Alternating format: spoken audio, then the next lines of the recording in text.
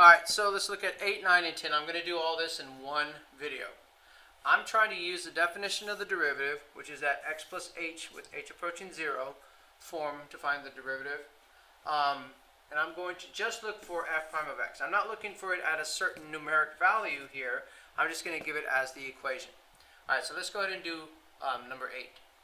Number 8, I'm going to first plug in x plus h, and I'm going to plug it into both pieces. And then I'm going to write 2x plus h cubed plus 5x plus h squared. All of this is f of x plus h. I'm now going to subtract f of x, which is my original equation, but making sure that I put the original equation in parentheses, because that whole thing is f of x. All over h as h is approaching 0. Here's the limit. Alright, using Pascal's triangle, I know that this cube is going to be a form of 1, 3, 3, 1. And I have x cubed plus 3x squared h plus 3xh squared plus h cubed, all multiplied with 2. Okay, with this piece here. I'm going to go ahead and distribute this now. So multiplied everything by 2 will give me 2 here, 2 at the end, and it'll give me 6 for these 3's. Now, I know you can't do this on the test, but just for the sake of time, I'm doing it right now here on the Promethean. It will be plus 5x plus 5h. Whoops, I almost made that mistake. I need to first figure out x plus h squared, then multiply that by 5. So that's x squared plus 2xh plus h squared. This will then be multiplied by 5, so that I get the following.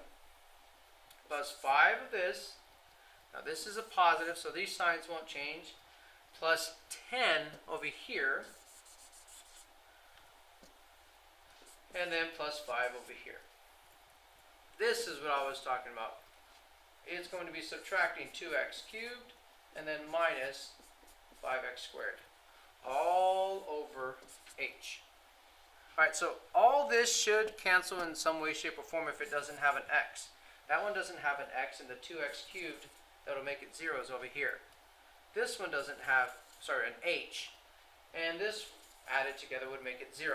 So all of these have h's that will cancel with this h that I have in the denominator. So physics people especially, this is the step I'm wanting everyone to write to.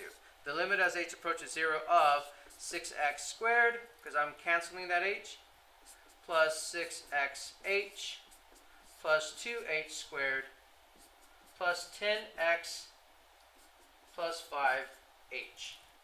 This right here is the derivative of my equation, right before I plug in the 0. So as soon as I plug in 0, f prime of x is equal to, well, this would 0 out. This would 0 out, and so would this.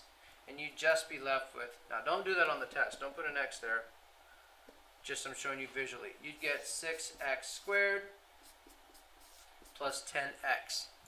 That would be your answer as far as for number 8. Alright, so now I'm going to quickly get rid of all this. Like I said, I'm putting this all in one video. Let's do number 9. It'll be 1 over x plus h plus 3. There's my parentheses just so you can see the x plus h input. I am subtracting the original, and it's all over h as h is approaching 0. You should recognize from last unit, this is a fraction form, that I'm going to have to do some form of common denominator and then simplify thereafter. Multiply this by x plus 3 over x plus 3, because that's what this one has, that this one doesn't. And this one's going to be the x plus h plus 3 over x plus h plus 3. Forms of 1, definitely okay. Distributing just the numerator will give us x plus 3. Okay? All this is going to be over our common denominator that we've established of this.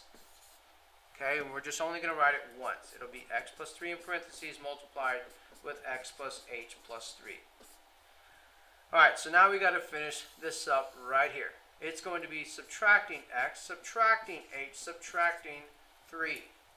If you can't do that, go ahead and write it out with a negative and then distribute. Here, whoops, let's get a different color.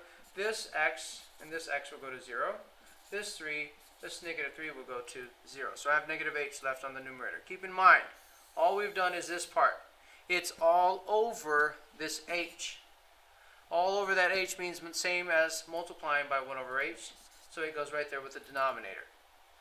These will cancel, and you're left with negative 1 over x plus 3. And you can leave it in this factored form if you want. But this is what I want everyone to get to as far as the work shown, especially for the physics people yet again. The f prime of x will happen as soon as I plug in this 0 value for h right there. So that you have x plus 3 times x plus 3 on the bottom, which is going to give you negative 1 over the quantity x plus 3 squared. You can have a square, just not square roots in the denominator. The only thing that I would say with powers, just like this one, is that don't leave anything negative. Everything is going to be a positive. So if you have to move it up to the numerator or move it down to the denominator to make them positive, those are skills from Algebra 2. That's what you're going to write. Alright, so this is my answer for number 9. Alright, so now what we're going to do is we're going to go to number 10. Number 10, we're going to put x plus h, parentheses, plus 4. And then we're going to do minus my original, all over h as h is approaching 0.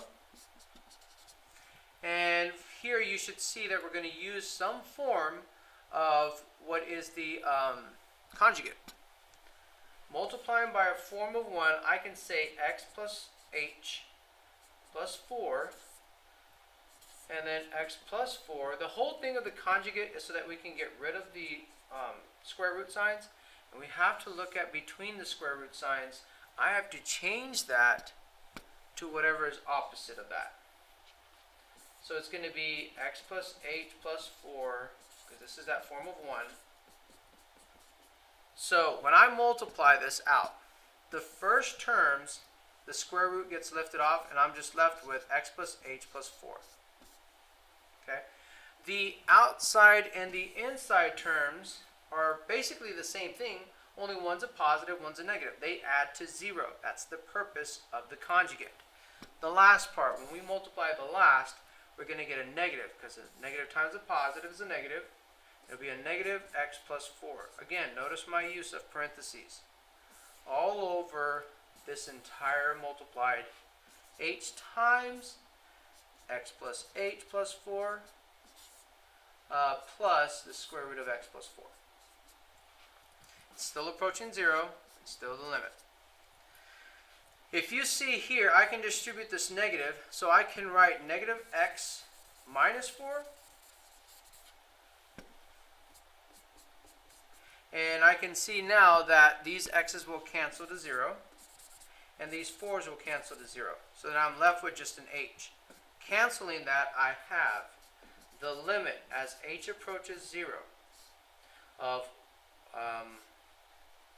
positive 1 over, I just plugged in, or I haven't plugged in 0 yet, I just canceled h.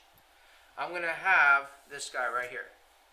X plus h, take that off a little bit, x plus h plus 4, and it's adding with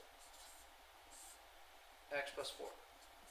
All I did was cancel h. I haven't plugged in 0 yet. Again, this is the step where I want everyone to get to so that you're not using any physics shortcuts. When I then plug in 0, f prime of x is going to become 1 over square root of x plus 4 plus square root of x plus 4 are 2 square root of x plus 4's. Rationalizing the denominator. That means just get rid of the denominator's square root. I can multiply by a form of 1. Square root of x plus 4, square root of x plus 4. This would make my numerator square root of x plus 4. And it would make my denominator x plus 4 times 2. So I can change this if I want. Final simplify to 2x plus 8 with no parentheses. And the square root of x plus 4. Square roots on top is definitely okay. And that would be it.